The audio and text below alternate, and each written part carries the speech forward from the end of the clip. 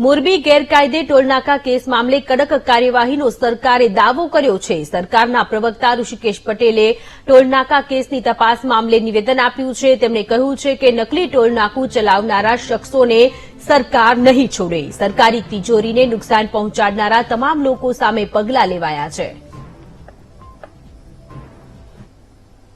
જેટલો સમય થયો છે તપાસ એમાં પણ ચાલુ છે અને જે પણ તપાસના અંતે આવશે સરકાર દરેકે દરેક દાખલા તરીકે જેટકોનો વિષય હતો તાત્કાલિક માહિતી મળતા અને જેની બેદરકારી હતી એને પણ આપણે સસ્પેન્ડ કર્યા છે।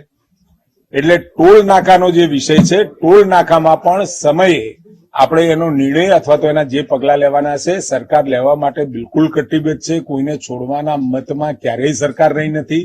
પ્રજાહિતના અથવા તો સરકારની તિજોરીને નુકસાન થાય એવું કૃત્ય જ્યારે પણ થયું છે એટલે ગુજરાત સરકારે એની સામે પગલાં લીધા જ છે।